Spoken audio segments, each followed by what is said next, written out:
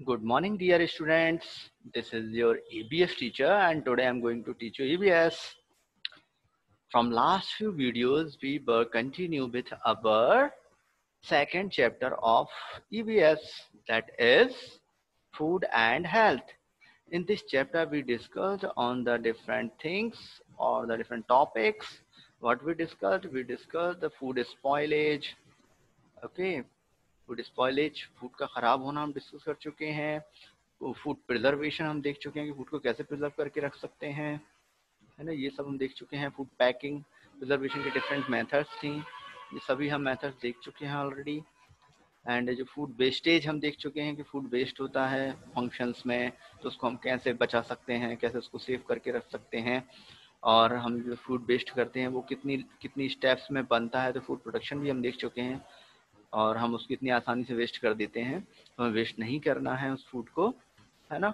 और इंटरकनेक्टेड रहते हैं फूड एंड वेस्ट मटेरियल्स, ये हम देख चुके हैं। एडल्ट्रेशन हम देख चुके हैं। एडल्ट्रेशन मीन्स मिलावट, मिल्क में कुछ और ऐड कर दिया जाता है, और चिली पाउडर में ब्रिक पाउडर ऐड कर दिया जाता है, पपाया सीड ऐड कर दिए जाते हैं पेपर में, काली मिर्च में, है ना, ये सब कुछ हम देख चुके हैं। और फूड जो इन्फेक्शन होता है, कंटामिनेट होता है, मीन्स उस पर जर्म्स आ जाते हैं, तो ऐसा ओपन फूड हमें नहीं खाना चाहिए, है ना। फ्रेश और हाइजीनिक फूड खाना चाहिए, जो जिस पर इंसेक्ट ना बैठे, बटरफ्लाई, हाउस फ्लाई, कॉकरोच, इस टाइप के इंसेक्ट ना बैठे, फूड को स्पॉइल ना किया हो, ऐसा फूड हम खाएं। और जहाँ पर भी हम खा रहे हैं वहाँ इन चीज़ों का ध्यान रखें। हमने good habits for cooking and good habits for eating भी हमने देखी कि हमें खाने टाइम कौन सी हैबिट रखना चाहिए, कुकिंग में कौन सी गुड हैबिट्स रखना चाहिए, ये हम डिस्कस कर चुके हैं। Then come to the next point of this chapter, do you follow these food habits. अगर हम इन फूड हैबिट्स को अगर फॉलो करते हैं, यहाँ पर कुछ फूड हैबिट्स दी हुई हैं, अगर हम इनको फॉलो करेंगे, do you follow these food habits, are these good और बैड, तो ये हमारे लिए अच्छी होंगी या नहीं होंगी, ये हमें डिस्कस करना है। यहाँ पर कुछ दी हुई है, अभी हम ये देखेंगे, ये कुछ दी हुई है, ये दी हुई है, ये दी हुई है, यहाँ पर भी दी हुई है। Do these keep you healthy, क्या ये गुड हैबिट्स हमको हेल्दी रखती हैं, तो ये हम डिस्कस करेंगे। ओके, तो यहाँ पर हम हैबिट सीखते हैं। फर्स्ट हम हैबिट डिस्कस करते हैं। जैसे यहाँ पर दिया हुआ है, ईट मोर फ्रूट्स, ज़्यादा से ज़्यादा हम फ्रूट्स खाएं, तो ये भी एक अच्छी हैबिट है। ड्रिंक मिल्क रेगुलरली, और रेगुलरली हमको क्या लेना चाहिए, मिल्क पीना चाहिए, भले कम क्वांटिटी हमारे पास हो, आधा कप या फुल कप, लेकिन मिल्क हमारे डेली रूटीन में ऐड होना चाहिए। ओके, और यहाँ पर देखते हैं हम, तो अवॉइड जंक फूड, हमें जंक फूड को अवॉइड करना चाहिए, ये भी सही बात है। जंक फूड मीन्स चाउमीन, और जो जो हम फास्ट फूड जो खाते हैं, पिज़्ज़ा, बर्गर, इन सभी को अवॉइड करना चाहिए जितना हो सके। ये कभी कभार ही टेस्ट के लिए लेना चाहिए, और इनको हमारे रेगुलर फूड में ऐड नहीं करना है, इनको अवॉइड करें, जितना कम खाएं हम। ओके, एंड देन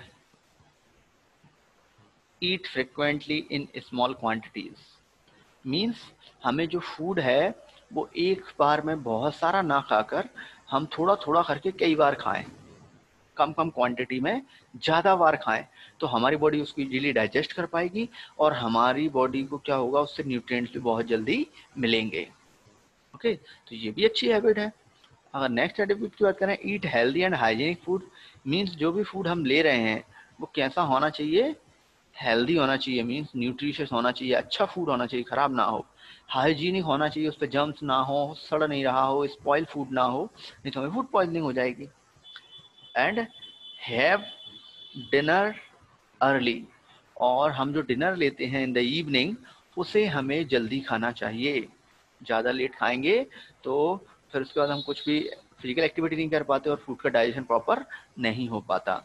इसलिए हमें फूड कब खाना चाहिए, अर्ली, जो डिनर है वो इन द अर्ली इवनिंग हमको वो ले लेना चाहिए, जिससे वो नाइट में बहुत, हम अगर सो भी रहे हों तो फूड का डाइजेशन बहुत अच्छे से हो सके। ड्रिंक मोर वाटर, पानी बहुत सारा हमको पीना चाहिए, रेगुलर ड्रिंक वाटर करना चाहिए, और कंटिन्यू जितना आप पानी पी सकते हैं, 2 to 3 litre minimum for the childrens, है ना, तो इतना पानी हमको कंटिन्यू पीना चाहिए, तो वो हमारे लिए बेनिफिशियल होता है, तो ये भी अच्छी हैबिट है। अब अगर हम बात करते हैं नेक्स्ट पॉइंट की, eat more leafy vegetable. Leafy vegetable means हमें ऐसी वेजिटेबल्स यूज करना चाहिए ज़्यादा से ज़्यादा जिनमें जिनमें क्या हो, लीव्स हों, जो लीफ वाले फूड हों। जैसे कि हम मेथी लेते हैं, स्पाइनच हम लेते हैं, ऐसे और कोरिएंडर की लीव्स होती हैं। तो ऐसे लीव्स वाले जो फूड हैं उनको ज़्यादा से ज़्यादा हमको लेना चाहिए। ओके, तो वो क्या होते हैं, उनमें मिनरल्स बहुत होते हैं और हमारे लिए अच्छा फूड होता है। नेक्स्ट पॉइंट है ईट होम मेड फूड, और हमें घर का बना हुआ खाना खाना चाहिए, ना कि होटल से मंगाकर, है ना। हमें कहाँ का खाना चाहिए, होम का बना हुआ, क्योंकि घर पर हम जो भी चीज़ यूज़ करते हैं, फूड इंग्रेडिएंट्स, वो सभी क्या होते हैं, हाइजीनिक होते हैं। अच्छा वाटर हम यूज़ करते हैं, अच्छे हम यूटेंसिल्स भी अच्छे साफ़ यूज़ करते हैं, और जो फूड यूज़ कर रहे हैं, फूड मटेरियल या वेजिटेबल, वो भी अच्छे कैसे होते हैं, हाइजीनिक होते हैं। क्योंकि अगर होटल पे हमने कहा, हमने देखा तो है नहीं, हो सकता है वो उन्होंने आपके ऑयल पता नहीं कौन सा वाला यूज़ कर रहे हैं, और वो जो यूटेंसिल यूज़ कर रहे हैं वो साफ़ हैं या नहीं है, और उन्होंने जो भी वेजिटेबल्स यूज़ किए हैं वो फ़िल्टर की थी या नहीं की थी, साफ़ थी या नहीं थी। इसलिए हमें होममेड खाना खाना चाहिए। तो इन सभी गुड हैबिट से हमें ये पता चलता है कि हमें ये तो अच्छी हैं। अगर हम ये क्वेश्चन के अकॉर्डिंग अगर ये भी हम फूड हैबिट्स लेते हैं तो ये हमारे लिए क्या होगा, गुड। ये क्वेश्चन था हमारा, क्या ये गुड होगा हमारे लिए? Yes, it is good. Do this keep you healthy? क्या ये हमें हेल्दी रखेगा? यस, ये हमें हेल्दी रखेगा। ओके, आगे बढ़ते हैं। Our food depends on our food habits. हमारी जो हेल्थ होती है वो किस पर डिपेंड करती है? Our health depends on our food habits. ये हमारी फूड हैबिट्स पर डिपेंड करती है। हमारी फूड हैबिट्स कैसी हैं? क्या हम हाइजीनिक फूड खा रहे हैं? क्या हम न्यूट्रिशियस फूड खा रहे हैं? क्या हम रेगुलर फूड ले रहे हैं? क्या उसमें फ्रूट्स हम ऐड कर रहे हैं? क्या वेजिटेबल सैलेड वगैरह यूज़ कर रहे हैं? ये सभी गुड हैबिट्स हैं। तो अगर ये अच्छी हैं तो आप हेल्दी होंगे। ओके, हेल्दी मीन्स यहाँ पर ये है कि इसका मतलब ये नहीं होता हेल्दी का मतलब कि आप बहुत सारे ऐसे फैट हो जाए, आपके पास बहुत मोटे हो जाए, उससे दौड़ते ना बने, ऐसा नहीं है ना। आप रन ना कर पाए, रनिंग नहीं कर पा रहे, जंप नहीं कर पाए, ऐसे नहीं। हेल्दी मीन्स आप फिट होंगे, आपको कोई डिजीज नहीं होगी, आप रनिंग कर सकते हैं, आप जंपिंग कर सकते हैं, प्लेइंग कर सकते हैं, आप टायर्डनेस जल्दी नहीं होगी, हमको थकेंगे नहीं, है ना। Proper digestion also influence our health, और हमारा जो डाइजेशन रहता है फूड का, जो हम फूड लेते हैं माउथ के थ्रू, और वो हमारे स्टोमक में पहुंचता है, फिर इंटेस्टाइन में पहुंचता है, आंतों में पहुंचता है, हमारा फूड का डाइजेशन होता है। तो वहाँ उसका डाइजेशन कितने अच्छे से हो रहा है, ये भी हमारी हेल्थ को इफेक्ट करता है। अगर फूड का डाइजेशन अच्छा नहीं है तो हमारी हेल्थ अच्छी नहीं रहेगी, और अगर डाइजेशन अच्छा है तो हमारी हेल्थ कैसी रहेगी, अच्छी रहेगी, हम फिट रहेंगे, हेल्दी रहेंगे। ओके, तो नेक्स्ट क्वेश्चन आता है, व्हाट इज डाइजेशन? डाइजेशन क्या होता है? What happen to the food chewed in our mouth? और जो फूड हम हमारे माउथ में लेते हैं और उसकी च्युइंग करते हैं, उस फूड का होता क्या है? तो हमें पता है कि जो फूड लेने की पूरी डाइजेशन की प्रोसेस होती है, हम माउथ के थ्रू फूड को लेते हैं, टीथ उसमें हेल्प करते हैं उसको च्युइंग करने में, छोटे छोटे पीसेस में तोड़ने में, हमारी टंग हेल्प करती है फूड की चर्निंग में, उसको रोटेट करने में, है ना। उसमें सलाइवा हेल्प करती है, हमारे माउथ में जो वाटर आता है ना, वाटरी सब्सटेंस जो रहता है उसको सलाइवा बोला जाता है। वो हमारे फूड को पेस्ट में कन्वर्ट करता है, स्मूथ बनाता है, जिससे वो इजीली हम क्या कर सकें, उसको इंजेस्ट कर सकें, और वो फूड पाइप से होते हुए कहाँ पहुँच जाता है, हमारे स्टोमक में पहुँच जाता है। वहाँ फूड का डाइजेशन होता है, और पूरा कंप्लीट डाइजेशन होगा, उसमें से जो न्यूट्रिएंट्स होते हैं जो हमें हेल्दी रखते हैं वो एब्जॉर्ब हो जाते हैं, हमारी बॉडी में पहुँच जाते हैं, डिफरेंट पार्ट तक, हमारे ब्रेन तक, हमारी किडनी तक, हमारे हैंड्स तक, हमारी आइज तक, तो हम फिट रहते हैं। और जो वेस्ट फूड मटेरियल होता है वो बॉडी से बाहर निकल जाता है। तो इसकी जो स्टेप्स होती हैं ये हम देखेंगे। तो ये जो फूड हमने लिया हुआ उसके साथ क्या क्या होगा ये हम देखेंगे। ओके, तो digestion is the process of converting and making food suitable for absorption into blood. Means जो डाइजेशन जो है वो एक प्रोसेस होती है जिसमें हमारे फूड को, जो हमारा फूड मटेरियल होता है, उसको सुइटेबल बनाया जाता है। सुइटेबल किसके लिए? वो हमारी बॉडी उसको एब्जॉर्ब कर सके। अगर आप चपाती ऐसी की ऐसी रख लोगे तो हमारी बॉडी उसको एब्जॉर्ब नहीं कर पाएगी, आसानी से नहीं कर पाएगी।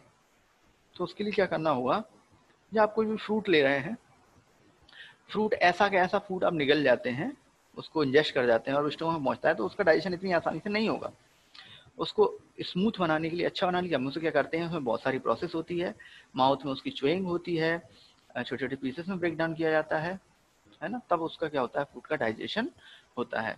तो digestion, the process of converting, उसको कन्वर्ट करना और बनाना, फूड को कैसा स्वीटेबल बनाने की प्रोसेस होती है डाइजेशन, जिससे उसका एब्जॉर्प्शन अच्छे से हो सके हमारे ब्लड में।